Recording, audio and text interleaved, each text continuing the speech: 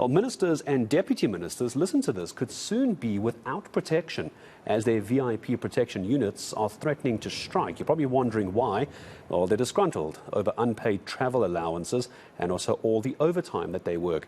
Their grievances are now being heard at the CCMA as well as the Safety and Security Sectoral Bargaining Council.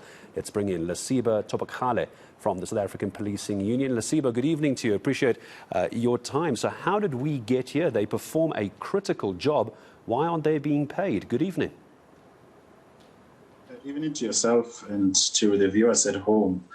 It is a very unfortunate situation created by the SAPS management where our members have worked clearly and they are supposed to be paid, but they are not being paid what is due to them. We've got two concluded agreements within the Security and Safety Sectoral Bargaining Council. One of those, it is 2 of 2014, which speaks to the special daily allowance and overtime. And the other one, it is 5 of 2002, which clearly refers to the overtime. And as we have seen, our members, they have clearly fulfilled all the requirements in terms of all the necessary agreements. And they performed their duties. And in terms of the 5 of 2002, members, they need to, if they are not going to get overtime, they need to agree to say that they will get time off.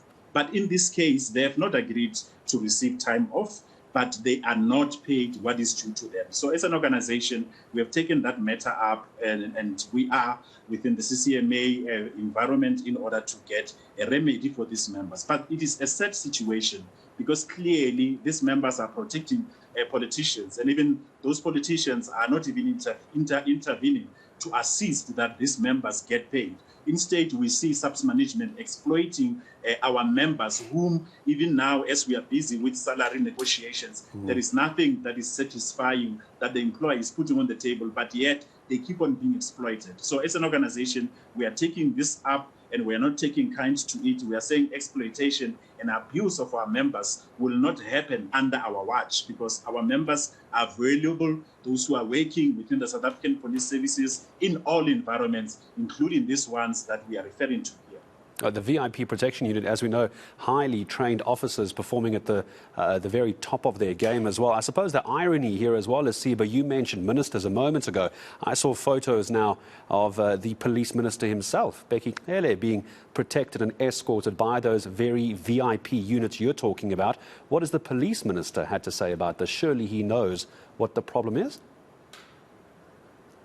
It is surprising that, the Ministry of Police, and including the South African Police Services itself, from 2019, since Minister Thobakgale became the minister, up until now, they've spent around 3.2 billion coming to accommodation, entertainment, and so on.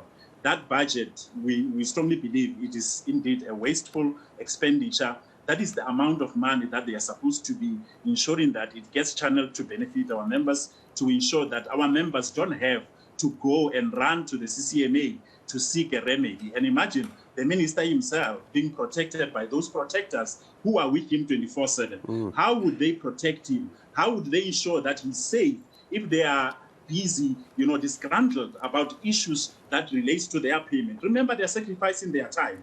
They spend very less time with their families. Instead, the least that the police ministry and SAPS management could do to them is to ensure that they are paid what is due to them. So it is an unfortunate and a very deliberate move that is being done by the police ministry and also the SAPS management to have those members of ourselves not being paid what is due to them after they have worked, after they have fulfilled all the provisions of the necessary agreements. Just a final question to you, Lesiba. So I know it's been dealt with the CCMA right now. I see this is the third time that SAPU in the Northwest is going to the CCMA over overtime not paid for June and last month as well. So that's ongoing.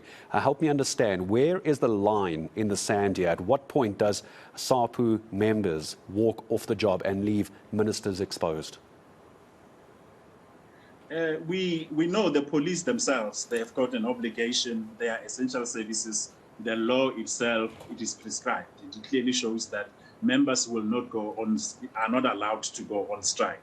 But I think we need to look beyond that to say all the issues that really have prompted our members to really look at the issue of to say they are going to down tools, even knowing that, they fall under essential services. Those issues are supposed to really be dealt with. We'll continue as a union to engage SAPS management in order to ensure that these issues, there is not even a need for us to continue at the CCMA if SAPS management really comes on board and clear these issues. We are calling on them to say they must come on board and ensure that our engagements with them become meaningful so that we can clearly avert any form of any industrial action that may be looming in any form or in any way. But we know the prescription of the law in relation to that. And we'll keep on giving support to our members and advising them correctly in terms of the prescripts of the law. And I appreciate your time in speaking to us, not just putting their time away from their families on the line, but also their lives for the protection of ministers and government ministers in our country. Lesiba Thobakgale from the South African Policing Union, appreciate your time. We will, of course, follow up with police authorities as well, see if we can try and take this conversation forward.